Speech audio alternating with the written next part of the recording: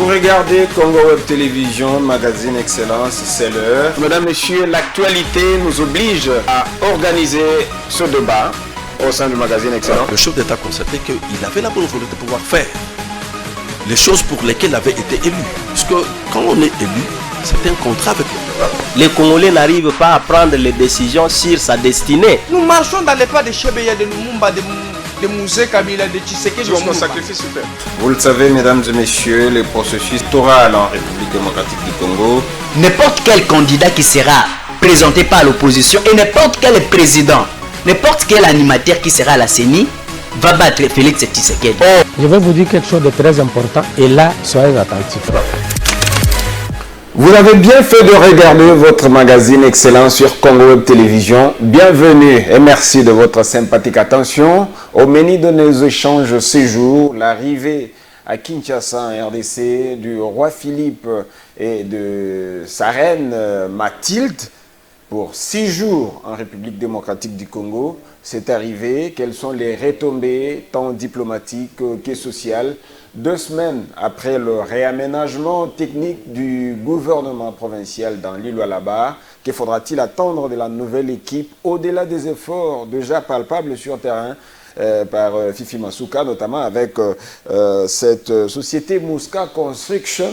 Mais nous ne manquerons pas de parler de cette actualité qui reste collée à la vie des populations congolaises. C'est donc la guerre à l'Est qui est aujourd'hui met en évidence les bourreaux de la République démocratique du Congo, c'est-à-dire le Rwanda qui alimente le mouvement M23, aujourd'hui considéré comme un mouvement terroriste.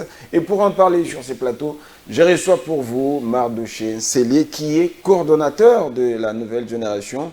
Monsieur Mardoché Nsélé, encore une fois, bienvenue. Merci. Vous n'êtes plus à présenter à cette émission. Oui, bien sûr. Voilà, nous parlons d'abord de la patrie, la République démocratique du Congo, et sur un chemin de non-retour, engagé à réduire le mouvement terroriste M23. Vous avez suivi la sortie médiatique du président de la République, Félix Tshisekedi, au Congo-Brazza. Il en a parlé avec son homologue Denis Sassou Nguesso. Quelle est l'impression que vous avez à ces stades des discussions? Bon, vous savez, Jean-Paul, c'est vraiment clair. Je pense, je commence d'abord par, n'est-ce pas, rendre hommage aux vaillants combattants qui sont toujours au front, la FARDC, la police nationale congolaise. Et qui se comportent bien. Très bien, et aujourd'hui, il y a une prise de conscience parce que nous avons découvert beaucoup de vérités dans ce secteur. C'est avec l'implication du beaucoup de vérités. Bien sûr. Son Excellence Félix Antoine Tshisekedi Tshilombo, qui ne dort pas aujourd'hui, qui agit en tant que véritable citoyen de ce pays et qui se bat pour la paix dans son pays. Maintenant, on peut tolérer ces déplacements puisque Jadi faisait objet de critiques par l'opposition. C'est une illusion optique, mais en réalité, c'est le média qui devrait faire comprendre l'opinion. L'importance, n'est-ce pas, de cette diplomatie qui est en train d'être imprimée par le président public Félix Tshisekedi. Le chef de l'État ne joue pas au militarisme politique, il n'a pas seulement envie de voyager. Le chef de l'État se bat pour restituer aux Congolais la dignité qui leur revient de droit. Le chef de l'État Félix Tshisekedi se bat réellement pour que le Congo soit respecté. Aujourd'hui, nous avons la première fois des visites officielles. On a parlé des déplacements budgétivores. Ils parlent des déplacements budgétivores, mais ils ne se rendent pas compte que les déplacements du chef de l'État génèrent de recettes dans la caisse de l'État. Plusieurs fois, Félix Tshisekedi rentre avec des milliards de dollars dans la caisse de l'État. Le chef de l'État part rentre avec des investisseurs. Le chef de l'État part rentre avec donc, dans sa gibecière de choses. Oui, là n'est pas notre question. Revenons à la question du jour. C'est important aujourd'hui. Oui, quelles sont les chances que vous accordez à ces rôles de médiateur joués par Joao Lourenço, qui est président de l'Angola? Bon, le problème c'est quoi? Le chef de l'État a déjà parlé, il a dit soit la paix totale, soit c'est la guerre. Il a compris que la paix ne s'achète pas, ne se négocie pas. Nous avons besoin de la paix et le Rwanda doit respecter la République démocratique du Congo. La médiation de l'Orange est très importante, mais en soi, la République démocratique du Congo, c'est un pays souverain qui a la capacité de se défendre, n'est-ce pas, en tout moment, au moment où nous sommes attaqués, comme ça fait plus des années où nous sommes attaqués à l'est du pays par le Rwandais qui se cache derrière le M23. Mais aujourd'hui, l'attitude du chef de l'État face au Rwanda, moi, ça m'enchante.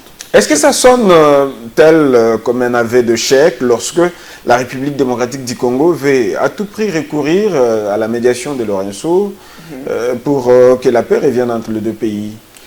Bon, de toutes les façons, recourir à la médiation. Puisque déjà l'ennemi est connu. L'ennemi est connu et les responsabilités doivent être établies. Est-ce qu'il ne faudra-t-il pas aller directement attaquer? Non, comme beaucoup le préfèrent. Ça a été aussi une proposition d'Adolphe Muzito, je ne cesse de revenir là-dessus. Non, je n'ai pas refusé. Le problème, c'est quoi? Vous avez vu les effets militaires rwandais sur le sol congolais. Ce qui imprime en droit international public, c'est déjà le début, n'est-ce pas, c'est ça le début d'abord du problème entre le Rwanda et le Congolais. De manière officielle, le Rwanda est accusé d'être derrière le 1-23 et il doit assurer, n'est-ce pas, il doit assumer sa responsabilité. La responsabilité pénale tombe sur les épaules du Rwanda par le fait qu'on se rend compte que de toutes ces années, le Rwanda tue le Congolais à travers deux mouvements rebelles à l'est du pays. Alors aujourd'hui, même s'il y a un processus de paix, même s'il y aura une médiation pour, n'est-ce pas, débaucher à une certaine paix, mais la paix durable viendra qu'avec la justice. La justice se fait des différences. Soit nous allons le faire la guerre, soit on va porter plainte au Rwanda, que le Rwanda, n'est-ce pas, des dommages du Congolais, que le Rwanda paye ce qu'il a, n'est-ce pas, fait subir aux Congolais plusieurs années.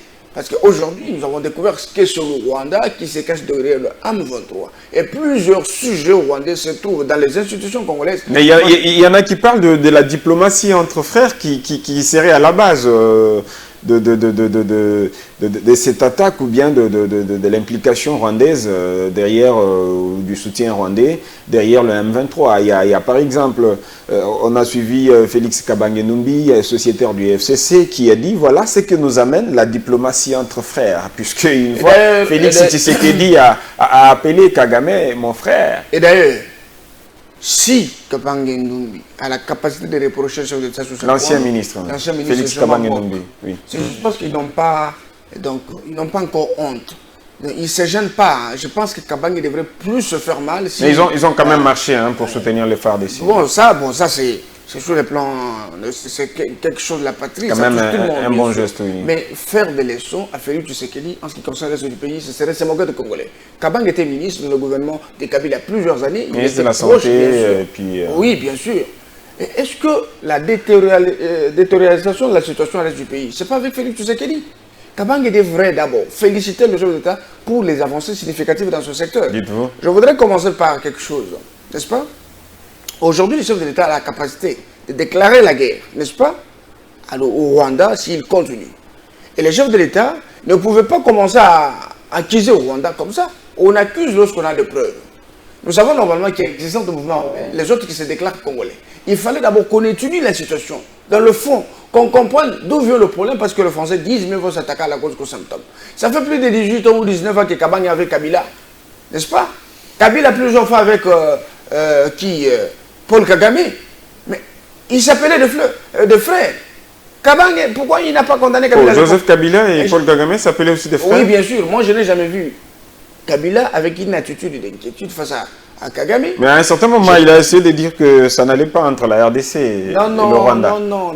Ça, c'était même s'il n'avait pas mis en garde le Rwanda. C'est une distraction. Vous avez même l'attitude de Kabila devant la tribune des Nations Unies, quand il parlait des massacres à l'est du pays, c'est comme quelqu'un qui parlait, n'est-ce pas, de quelqu'un qui était malade, qui n'est pas à l'agonie.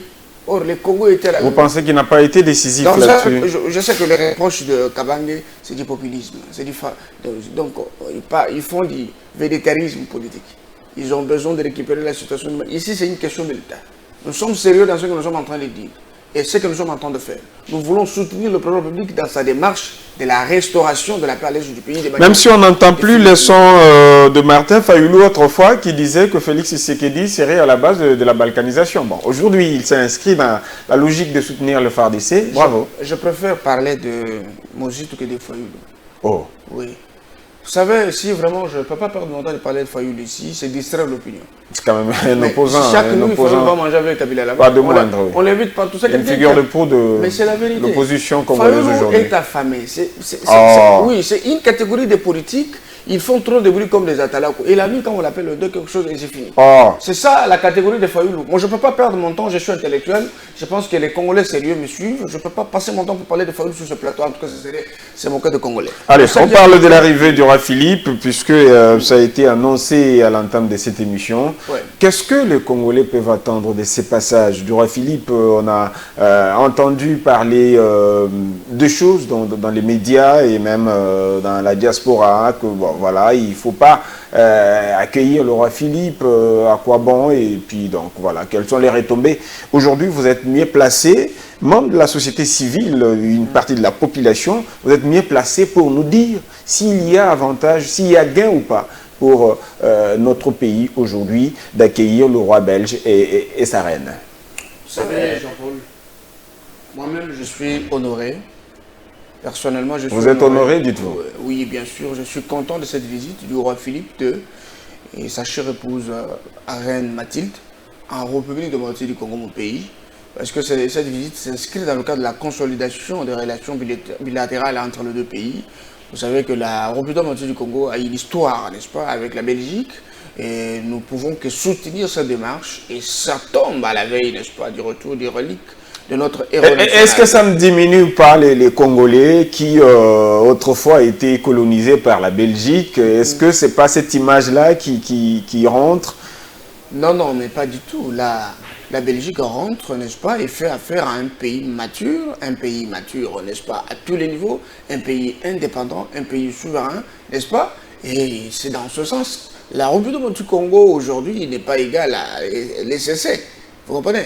Donc ce sont des réalités différentes. Aujourd'hui, ce qui importe, c'est que nous devons renforcer nos relations avec la Belgique, parce qu'il y a beaucoup de choses, beaucoup de souvenirs qui nous à la Belgique. Ce serait difficile, n'est-ce Abbé pas? Donatien Cholet a parlé du pardon. Ouais. C'est cette reprise de collaboration qui doit passer par le pardon. Je m'aligne aussi dans cette logique, même si je ne partage pas du tout la position de l'Église catholique. Mais sur ce point, c'est intéressant, le pardon, parce que ça définit déjà une nouvelle marche entre les deux pays, et ça peut plus jouer pour l'épanouissement de notre pays et dans beaucoup de choses. Aussi doit-on rappeler que c'est une visite qui précède le retour de Lumumba, le tout premier ministre de la République démocratique du Congo. C'est ça, notre héros, c'est lui qui nous a ouvert. Parce que vous savez, moi aujourd'hui, on m'appelle l'homme à la rage de Lumumba. Oh, c'est sûr, déjà. Bien sûr, c'est sur les pas de Lumumba que nous devons marcher, parce qu'il y a des gens qui ont marqué ma vie. Je parle de Patrice Emery Lumumba, Mosé Laurent Désiré Kabila et Étienne Tshisekedi Wamuluba. Ce sont les trois figures emblématiques. Et ce sont les acquis de ces grandes personnalités politiques qui forment nos personnalités politiques aujourd'hui. Alors, nous nous battons, n'est-ce pas, pour que cette démarche du chef de l'État dans le cadre diplomatique puisse, n'est-ce pas, nous apporter du positif dans notre pays. Je voudrais signaler une chose. Les Congolais, il faut autrefois jouer à la maturité. L'opposition que faisait le diaspora à l'époque, c'était fondé sur... Bien sûr, fondé sur l'idéal politique du leader incontournable. Aujourd'hui, même toujours leader, même mort, c'est Étienne Tshisekedi Wamuluba. C'est celui qui a ouvert les yeux à tout le monde, que la démocratie existe. Vous devez réclamer, n'est-ce pas, la gestion de votre pays conformément aux lois qui les régissent. Voilà. Et les gens ont compris, c'est ça l'opposition des diaspora que nous avons connue et que nous avons soutenue. Une opposition républicaine. Martin Fayoulou est aussi sur les mêmes traces. Non, ne me parle pas de Fayoulou ici. Fayoulou, c'est un type... Mais il est opposant. Il est opposant au régime de Félix Tshisekedi. Non. Martin Fayoulou n'est pas opposant. Nous devons faire la part des choses. Martin Fayoulou, c'est un mécontent politique. Il ne veut pas seulement de la tête de Tshisekedi. C'est là où son combat devient bizarre. Martin Fayoulou, c'est une catégorie de politiciens affamés. Ça, c'est la vérité. Parce que, normalement, il n'y a pas de valeur dans son combat. Il fait quand même l'opposition républicaine, puisqu'on l'a vu marcher pour soutenir le FARDC. Non, mais ça, il cherche toujours à attirer la sympathie de la population vers lui. Il suscite des actions de légitimité. Martin Fayoulou, c'est un opposant qui ne peut jamais devenir président public, même pas premier ministre. Alors, le fait qu'on dise, par exemple, aujourd'hui, je ne l'ai pas entendu de sa propre bouche, mais il y a beaucoup de courants, l'opposition, qui estiment que l'arrivée en RDC du roi Philippe et de la reine Mathilde n'augurait pas grand-chose pour le pays, ne pouvait pas bénéficier ou accorder un gain à la population congolaise. Quoi. Mon frère, lorsque les gens disent non, la visite du roi Philippe en République démocratique du Congo ne pourra pas apporter quelque chose, qu'est-ce qu'il voulait? Il faudrait que le roi Philippe quitte la Belgique avec des sacs de fonds pour donner au gouvernement congolais. Il faudrait que la reine Mathilde nous prenne des tomates de la Belgique avec les oignons apportés aux femmes congolaises. Ils veulent quoi? Le français dit, si tu me donnes une portion, je mangerai. Mais si tu m'apprends à pêcher, je n'aurai jamais faim. La Belgique joue un grand rôle, n'est-ce pas, dans la politique de la République démocratique du Congo, en facilitant beaucoup de choses. Et c'est une question de volonté manifeste qui manifeste, n'est-ce pas, des partenaires de la République de longue date dans le processus de rétablissement de la paix dans notre pays, et aussi consolider le fonctionnement des institutions et pousser le développement de la République ensemble avec le chef d'État Félix Tshisekedi. Et puis c'était un processus. Il y a beaucoup de portes qui étaient fermées qui peuvent s'ouvrir, n'est-ce pas? La République démocratique du Congo ne peut pas avoir accès à quelque chose, mais à travers la Belgique, c'est possible. C'est pour vous dire que tout est très important. Ce sont des intellectuels qui doivent jouer ce rôle pour expliquer à notre peuple dans toutes les langues que la politique diplomatique imprimée par notre président, c'est une politique de rétablissement de la dignité de la République démocratique du Congo, et aussi l'ouverture de portes, n'est-ce pas, au monde, aux Congolais. Et quand nous allons partir, parce qu'aujourd'hui, vous savez, avec...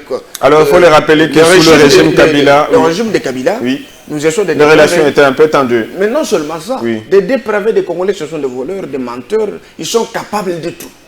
Aujourd'hui, ça change. Nous sommes en train de retrouver notre place dans les conseils du monde. Alors, ce qui est important, c'est que les Congolais doivent retenir que Napoto Wana, nous avons des opposants, il y a diaspora, qui font de leur opposition sur la haine, n'est-ce pas, sur le mécontentement et sur le tribalisme. De Wayambo, bien sûr. Bokecho. Non, Bokecho, est-ce que moi je peux passer de parler de Bokecho ici? Ouais. Il fait partie de cette crème des opposants du régime. La politique, on parle des institutions. Les institutions ne sont pas régies par des fictions, c'est régi par les lois. Et les lois là-bas, les législateurs, ce sont des intellectuels. Et les institutions, c'est pour des intellectuels. Vous comprenez? Alors, on ne peut pas prendre l'opposition, donner entre les mains des illettrés. Des gens qui voient... Mais c'est ça. Quelqu'un qui voit la politique comme si c'était la coutume, comme si c'était le pouvoir coutumier. La politique, c'est autre chose. Les gens vont à l'université pour étudier la politique, comprendre la politique pour bien l'exercer. Mais lorsque vous voyez quelqu'un qui quitte un groupe folklorique directement, il devient opposant. Quand il devient opposant, c'est insulté. Vous voyez que c'est différent. Donc, c'est difficile de parler de lui parce qu'il n'est pas dans la logique de la politique. Alors, on referme ces chapitres pour parler maintenant de la reconstruction de Lualaba. Avec Fifi Masuka, qui est gouverneur ad intérim, qui a su quand même imprimer sa gouvernance, que vous jugez bonne d'ailleurs. Parmi les entreprises qui ont aidé la province à revêtir de sa belle robe, on parle de Mouska Construction. Oui. Vous en avez une idée? Oui. Mouska, d'abord, c'est un docteur.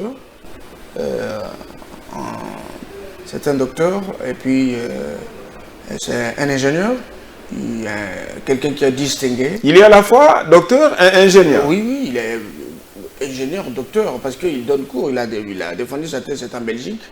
C'est un monsieur très brillant, il a refusé les offres, n'est-ce pas, de l'étranger, il a voulu servir son pays et sa province. Il est rentré, mais ce que Mouska fait là-bas, c'est extraordinaire. Un monsieur exceptionnel. L'asphaltage du Congo, de la route Ouansela, le marché qu'avait Congo Investissement, a sous-traité Mouska. Il fallait voir la qualité d'asphaltage. Mouska, c'est l'unique société avec un partenaire local qui a une usine de fabrication de bitume sur place là-bas.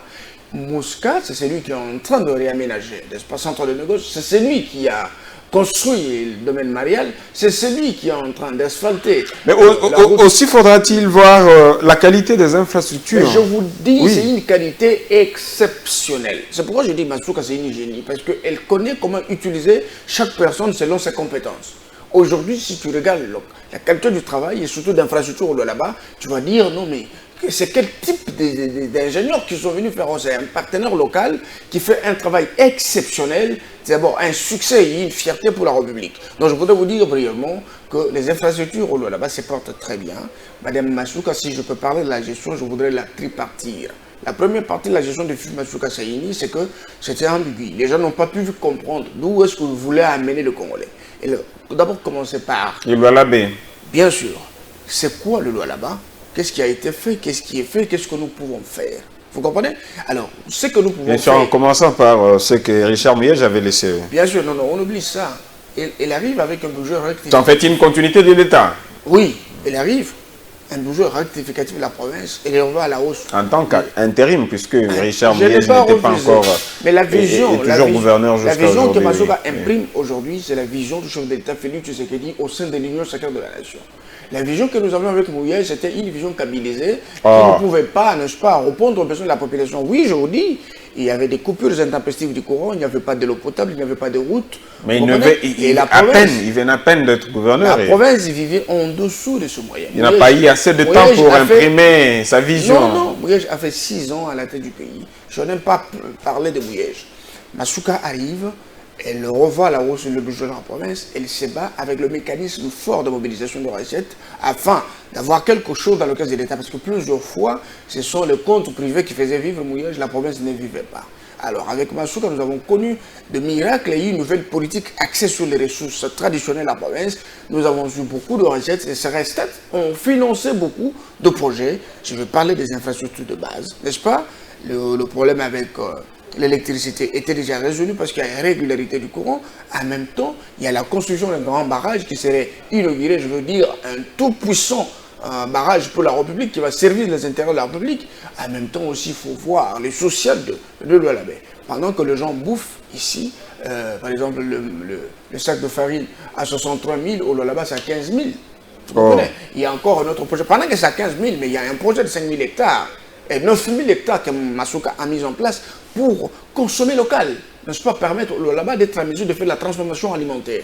Mais en dehors de ça, Massouka, elle joue un grand rôle. Mais tout ceci, c'est sous l'intérim. Les gens doivent comprendre la capacité de cette forme de pouvoir aider le président public Félix Tshisekedi. Donc là, il faut aussi reconnaître la contribution du gouvernement laissée par Mouyej. Mais non, mais la contribution ou la destruction.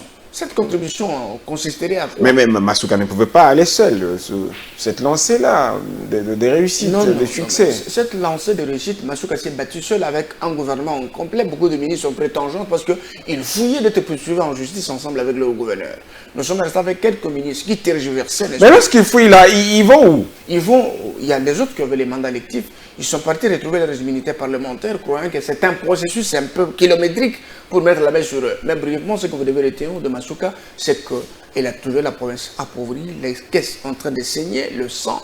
La province a souffert nécessairement. Il y avait des chantiers inachevés. Depuis 2015, Massouka a ressuscité beaucoup de projets pour les confronter aux réalités de l'air et la population a souri. Massouka a essayé, n'est-ce pas, de doter les services de sécurité de moyens logistiques pour faire face au vol de câbles de haute tension. Massouka s'aimait, n'est-ce pas, a construit des routes. Je commence avec la RN39 qui va même désengorger le rond-point Mwangeji pour ouvrir la vie. Parce qu'actuellement, avec cet élan de développement et les cléments des affaires au là-bas, où il y a tant de véhicules, en même temps, il y a des embouteillages de gens au là-bas. Alors, il a voulu qu'on construise même une changée au là-bas. Massouka s'est battu en plus pour restaurer, n'est-ce pas, l'image du là-bas, laver l'image du là-bas. Là-bas doit rayonner à travers des infrastructures qui sont en train de pousser comme des champignons.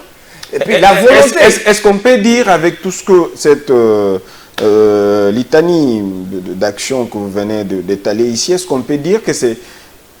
Elle a anticipé le programme de développement à la base, de 145 territoires. Mais j'allais aboutir là-bas. Plusieurs fois, je l'ai dit, que Massouka a eu de la télépathie positive, n'est-ce pas, pour précéder... De la télépathie positive. Bien sûr, pour aider le chef de l'État à concrétiser sa vision avant même qu'il parle de ça.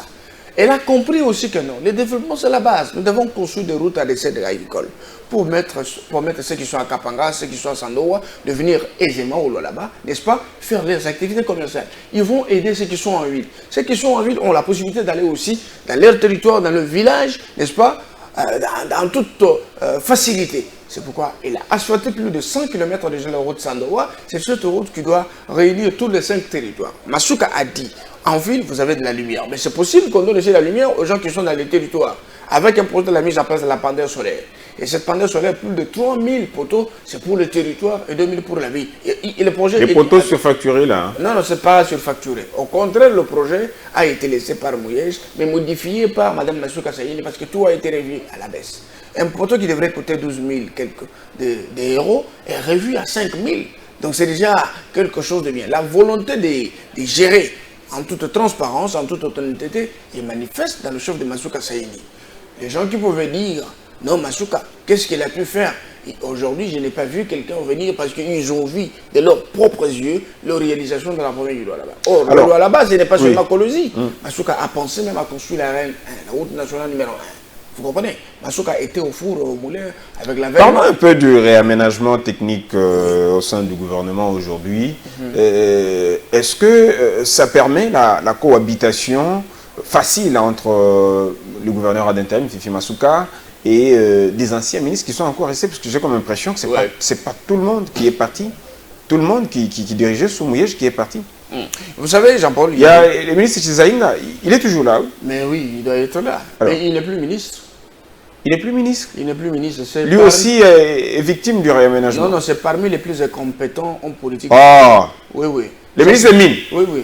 Un incompétent que je n'ai jamais connu. Qui est devenu ancien ministre des Mines, puisque vous dites qu'il est ancien ministre des Mines parce qu'il n'est pas. Parce que le choix que le gouvernement Mouyej faisait à l'époque, c'était un choix centré sur le populisme. Donc, au plus, il fallait prendre les personnes... C'est quand même non pas des moindres dans les lois là-bas. Non, il était supporter de Lupopo, donc on l'a pris en Lupopo. Ah. Oui, oui. Ce n'est pas quelqu'un qui avait fait la politique, c'est quelqu'un qu'on avait tiré de Lupopo, il est devenu politique. Donc, ce grand-nom-là, c'est à cause de Lupopo? Non, à cause de Lupopo. Quand il est devenu... Ministre Chizaïnga. Bien sûr, mais c'était un désordre notoire. Je voudrais même vous énumérer quelques points ici. Hein, vous comprenez? Je soulève d'abord le point avec l'avènement de la délocalisation des ménages. Plus de 500 ménages au Lualaba, n'est-ce pas? Et le président de la commission de la délocalisation était le ministre Chizaïnga. Mais il a produit des scandales au Lualaba. 500 ménages, il y a plus de 300 ménages qui sont locataires jusqu'à aujourd'hui parce que l'argent a été détourné. Ils vont faire un projet à Samou qui a pour construire des maisons pour 500 ménages. Mais jusqu'à aujourd'hui, il n'y a que 8 maisons construites. Mais il Oui.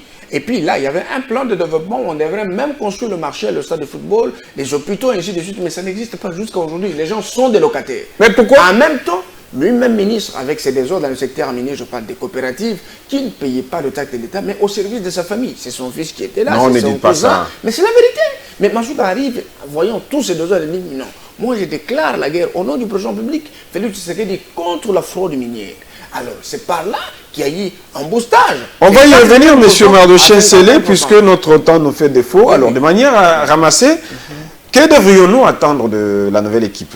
Bon, avant d'abord de parler de la nouvelle équipe, je voudrais rappeler une chose. Madame Masuka, c'est une femme exceptionnelle. Et non seulement... Vous l'avez dit. Mais oui.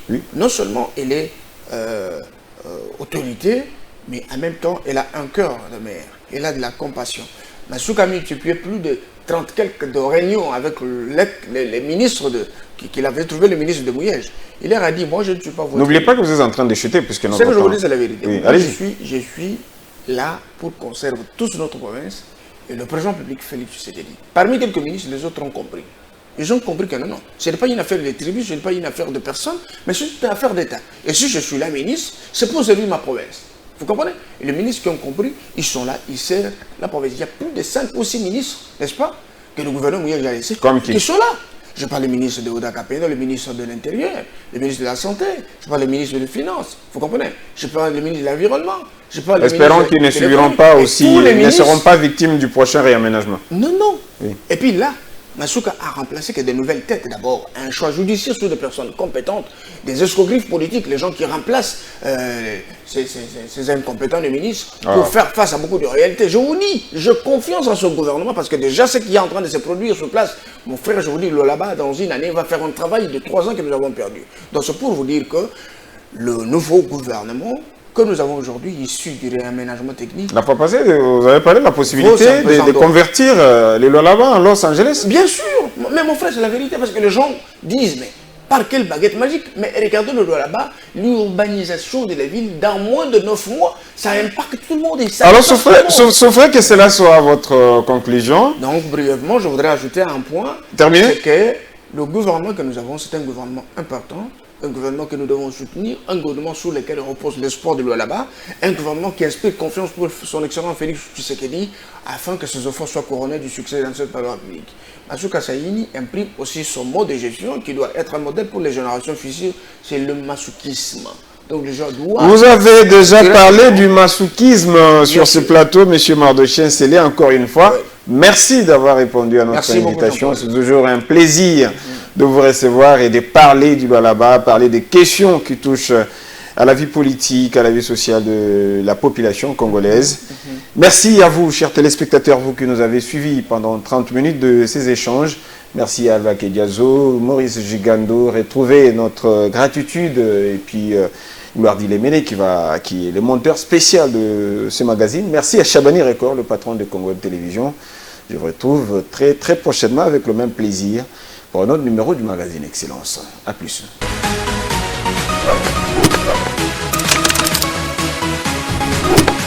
Vous regardez Congo Web Télévision.